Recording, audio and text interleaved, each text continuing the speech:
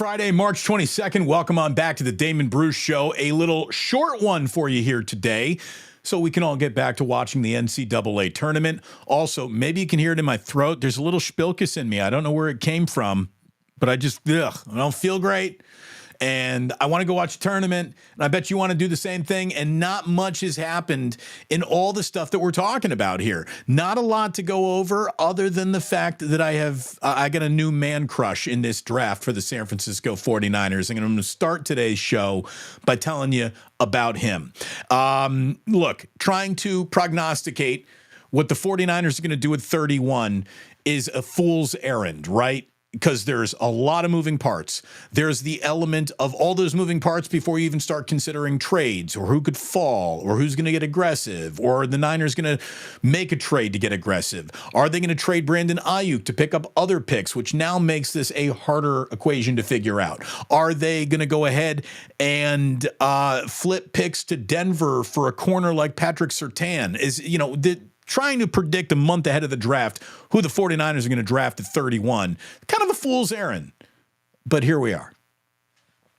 I've been telling you about Tyler Guyton. He is a 6'7", 328-pound tackle out of Oklahoma who I've liked an awful lot. And I've seen more mock drafts that suggest there is a realistic chance he'll be there. He'll be there around that Niners draft pick. I've seen him go as high as the late teens. I've seen him slip into the beginning of the second round. So it feels like looking at him as a player they could possibly target isn't that far away from how the rest of all the draft nicks are trying to figure out how this whole thing might dance.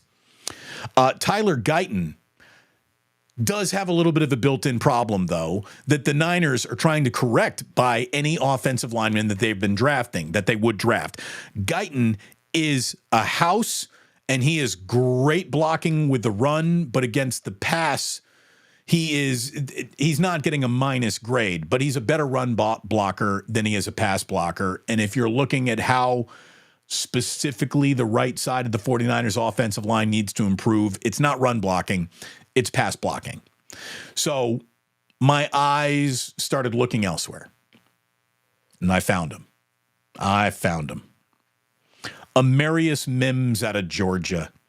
If the Niners got 31 and he is there, they should run to the podium with Amarius Mims. Now, the only reason why he would get to the Niners is because he's only played 8 games for the Georgia Bulldogs for whatever reasons, but there's not injury reasons attached to him. A Yahoo mock draft has the Niners having to trade up into the 20s to get this player. So if he were to be there at 31, I don't think there's any doubt about it. He is a young 21. He won't be 22 until October. He is 6'7", 340, and he moves like he's the guy who's 320. He has got a toolbox of blocking abilities in the pass pro, in run game, that just make you go, oh my God, look at this guy's body. I think he could be a plug-and-play year one right tackle for the Niners and be the heir apparent to Trent Williams. There are some saying that his stock is going to climb to the point where he's not going to be there for the Niners. But as of right now, as it all stands today, Friday the 22nd, the second day of our NCAA tournament, our opening round, Amarius Mims, right tackle out of Georgia, is who I've got my eyes on. And if you want to watch a little football porn, you go watch a little bit of the tape that they got out on him on YouTube, and you'll be into Amarius Mims too, I think. We do have the news that a free agent safety, Julian Blackman, I told you this yesterday during our backyard chat, he actually came to the Niners for an interview. Don't have any follow-up on that for you today, other than that, he's a guy who could fit in because he's a cover safety. And the 49ers might be looking for cover safety.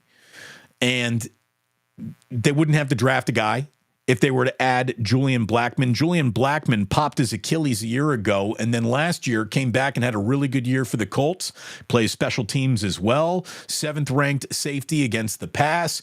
Sounds like he could fill a lot of what the Niners need too. So they're considering Julian Blackman, and we will keep monitoring that.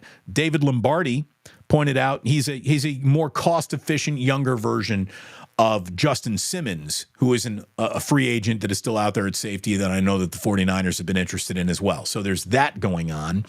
And the 49ers, to very little fanfare, signed linebacker Ezekiel Turner to a one-year deal. He was undrafted. He played 6 years in Arizona, more of a special teamer than he is a stand-up, here I am as your linebacker. He is probably, for the 49ers, a special teams answer, or if not backup there, more of a camp linebacker than he is going to be activated for game day unless he's playing special teams. But Ezekiel Turner is the latest name to come to the Niners. And again, don't want to underestimate anybody. Who knows what they become when they get to the 49ers. But Ezekiel Turner has gone ahead and signed with the team. And that's pretty much the 49ers news that is fit to print. Don't have any more breaking news. Don't have any other little innuendo about all of the Brandon Ayuk, Pittsburgh Steelers might be interested. Jacksonville Jaguars might be interested. Don't have any more follow-up on Ayuk to the stories that looked like they might be rippling in the water earlier on in the week. So here we are with nothing much more to share. It's been a quiet week 2 of free agency for the 49ers. It's been quieter around the NFL. We always know that everybody lines up for week 1. Now everybody's going to make their careful considerations. It's not a race to what we hope is the right idea. Now it's careful consideration time. It's let's bring that guy in for an interview time. And it'll be like that for the next couple of weeks until we get even closer and closer to the draft. And again, I have a new draft boyfriend. His name is Amarius Mims. Why don't you check out my college football draft boyfriend, Amarius Mims? You might be interested. Yesterday in our backyard talk, we talked about Shohei Otani, and I want to talk a little bit more about that here. But by the way, before I'm going to worry about Shohei Otani, I'm going to worry about lunch. And I know what I'm going to be doing for lunch today. I'm definitely ordering a sandwich from Ikes. I'm not doing anything else other than that. I'm going to open up my app. I think I'm going to get a Paul Rubens today. I'm going to get some extra Godfather sauce, some red onion on that. Hold the tomato. Don't need that. Don't need your tomato. I don't need a wet sandwich. Thank you very much. So that's my order. I think it's going into Ikes. It's going to go in as soon as this show ends. I will take a picture and share it with you on social media. I hope we all enjoy our Ikes together a little bit later on today. Thank you very much to Ikes for sponsoring, for supporting. And if you want to go ahead and help support this channel, as always, super chats are out there. Memberships are available. There are 100 of you out there now in the membership of the initiated. And hit like and subscribe. It's just that simple. Liking and subscribing gets us an awful long way. We're getting close to now 18.1 subscribers. We're getting into 18,100-ish. So we need a few more subscribers today, and we will be there. And let's see where we are by the time we all sit down, start talking to each other next Monday. I hope you enjoyed a Wake Up with Damon, Bruce, and Larry Krueger. We already did that this morning. And again, we did get into Shohei Otani. Ken Rosenthal has a pretty good piece on The Athletic where he's just trying to ask the questions that need to be asked. And again, I'm not messing around. I'm telling you right now. I am telling you right now that Shohei Otani, who I love, I hate that he's involved in this. He needs to be indefinitely suspended as baseball figures out what happens. And baseball hasn't even begun an investigation because they don't want this to be true. It can't be up to baseball. It has to be someone independent coming in here and dissecting this whole thing from a million different ways because we have liars on the record now is lying. Somebody's lying. There are 2 different on the record stories, which means we know we got a liar in the room for sure. Who has the most to lose? The answer at all times in this equation is the $700 million man. Shohei Otani has the most to lose, but baseball has so much to lose here. From global business opportunities to the business just being done around the Dodgers locally in Los Angeles with Otani, to what the Dodgers mean to all of baseball as well. This is the kind of story where I could see a level of greed and corruption creep into Major League Baseball and how it wants to handle this. It's almost like we have to ask Major League Baseball to excuse themselves, to recuse themselves from this investigation as someone independently is brought in to find out exactly what the hell just happened. Again, my investigation starts with a very simple question. What interpreter on planet Earth gets a $4.5 million line of credit from an illegal bookmaker? What interpreter gets a $4.5 million line of credit? That doesn't happen, kids. It doesn't. So knowing that Otani was backing this feels like it was in the mix at all times. And if you know someone is a bank account for a gambling operation, that's their gambling operation. Follow the money. Whosever wallet it leads to, that's the person who's gambling. And you can say, well, Shohei Otani's just telling me and I want to believe him that he wasn't involved. He wasn't involved at all. Wasn't involved. Well, guess what? He got himself involved when he paid this shit. Those are his debts now. That's what he picked up. So Mr. Uninvolved got himself involved. And whether he did it out of altruism or to protect his own ass, it's still illegal because you can't gamble in California the way that he was going about gambling. So this is just not good.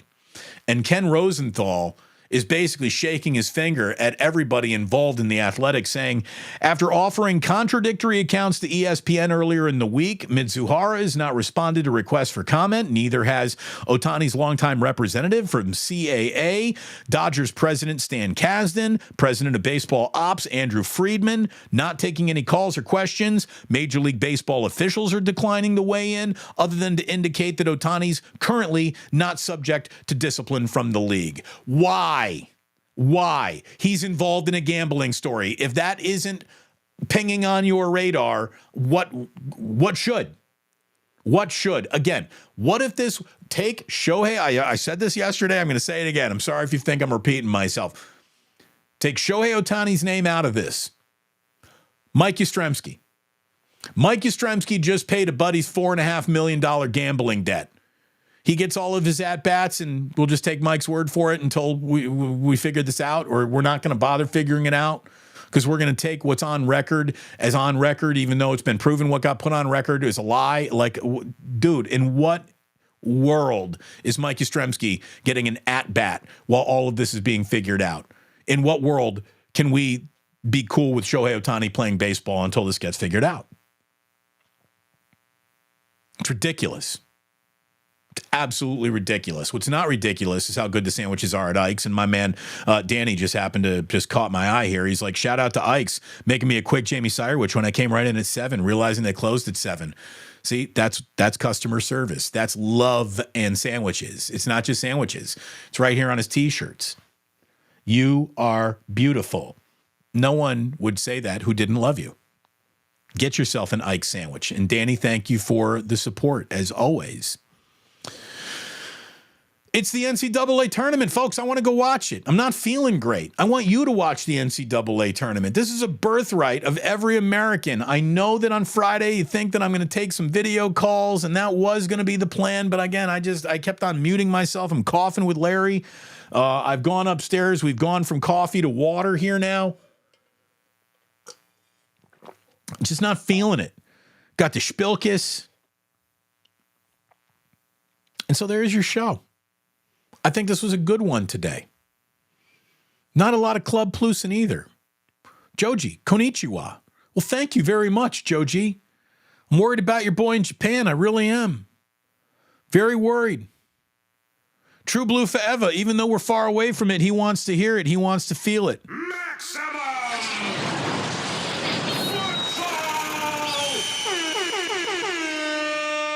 Amarius Mims.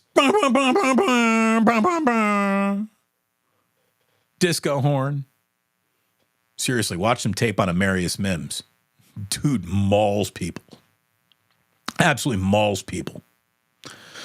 Smiley, Dan is safe. I want all of you to be safe. I want all of you to be happy. I want everyone to have a great weekend. I hope that you do please Plan on joining me back Monday morning, 8:30 in the morning. We got to wake up with yours truly and Larry, and we'll be at it with shows at 11, and we'll get back on our schedule next week. This week was a little odd for a couple of different reasons. I had some meetings that were planned. They got canceled, turned into a nice day. Go to the NCAA tournament, at a bar, watch with my friends, have a good time. Went to the rec room yesterday. That was fun. Nice folks at the rec room. The guy to girl ratio in there one time, I told Jillian, I'm like, dude, tell the nice folks at Salesforce you've done enough work for the week, and walk out of the big skyscraper downtown and come over to California, hop in an Uber if you want, and come have a drink. Come watch a little NCAA tournament. Jillian loves a good sporting event. The NCAA tournament's the best sporting event in the world. And she was like, I'd like to, but my day filled up with meetings. And then I ended up looking around the bar and I'm like, well, I'm going to tell you right now, if you walked in, the dude to gal ratio in here would go from 45-0 to 45-1. And then a woman did walk in. It's an Oregon bar. I guess she was an Oregon fan, come there to watch Oregon. And as she walked in, she got a round of applause. Finally, woman in here to watch some tournament. Anyways, God bless her. God bless all of you. What do we got here from UC Steve? If Damon is big on a mock draft, you know that Otani's got $4.5 million bet on those picks. Well, apparently you want to just fade Otani. This is why I wanted Otani's bracket, because all you got to do is look at how much money that those either around him or he himself have lost, and you say, all right, well, I'm just going to start fading that if I want to make money. Let's see.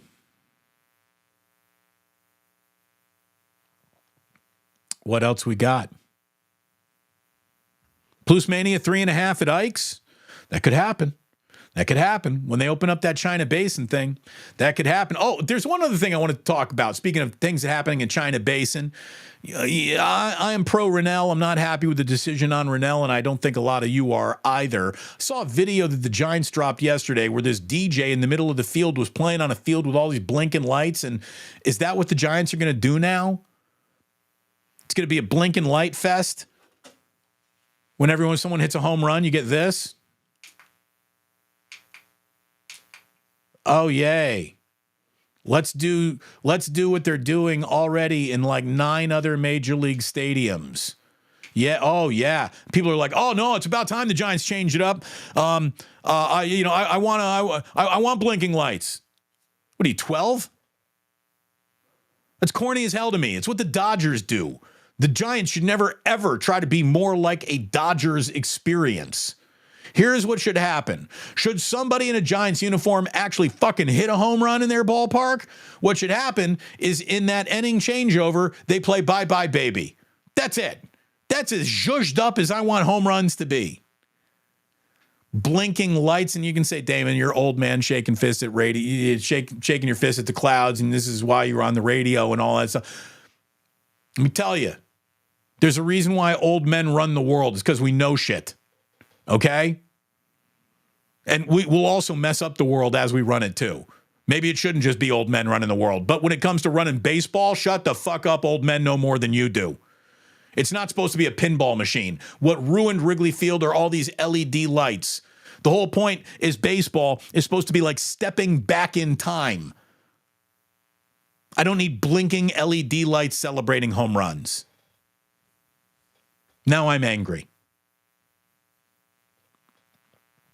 Red Jet, thank you very much. Old man, my ass. You're only 4 years older than me. You're a kid, Damon. Well, here's what you got. You got youthful looks about you. Me, I should never wear, by the way, I want to thank my man Tion. Relentless work ethic. My man Tion sent me some really cool shirts. Graffiti artist over in Oakland. We might collaborate soon. We're definitely going to go to lunch soon. Tion, if you're watching, thanks for the shirts, man. Yeah, must be trouble. Have a crazy crab come out and dance. See, here's the thing, though. I can't wear the gray because, God, look at how much older I look today. Blue brings out the blue in my eyes. I got a shirt. I put them on. I have a shirt. If I put it on, you think I'm Paul Newman. You're going to be like, wow, Damon, your eyes are so blue. When I wear gray, it brings out the gray in the beard and the gray in the hair. And it's got that old man look about me. And I'm complaining about flashing LED lights.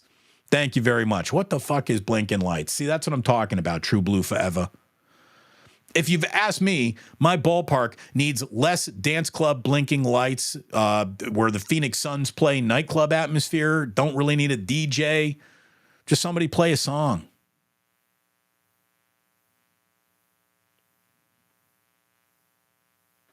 Fangirl moment achieved. Seriously, we got to get you a better brand of celebrity, Red Jet. We really do. You are fantastic. I know for a fact you are one of the biggest supporters of this channel, and I thank you so very much, Red Jet. She would want you all to like and subscribe. I know that. I would certainly appreciate it too. Thank you for tuning in today, this week. You're an incredible audience. I'll feel better on Monday. We won't have tournament games distracting me on Monday.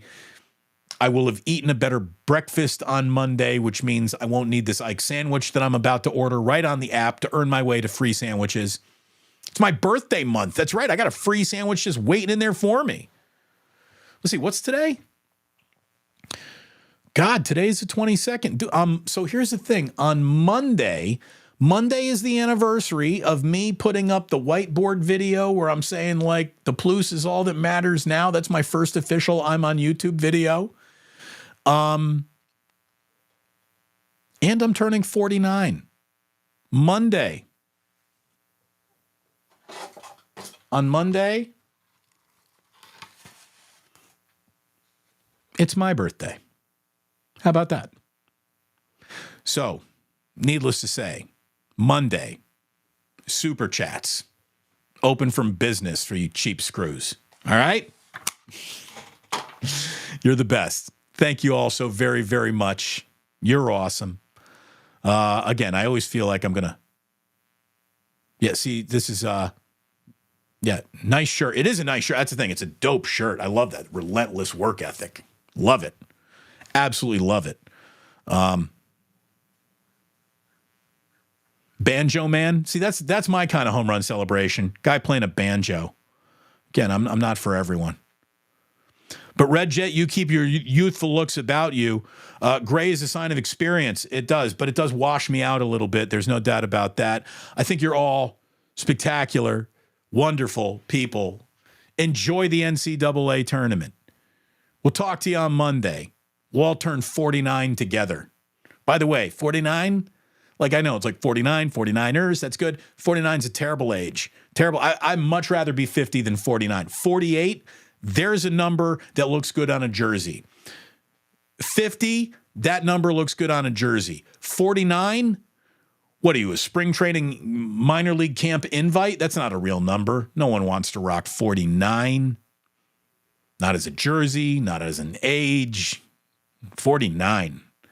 Nothing sexy about that. Luckily, you are all incredibly sexy people. That'll make me feel sexy on Monday. Sports don't build character, they reveal it. And like that, he's gone.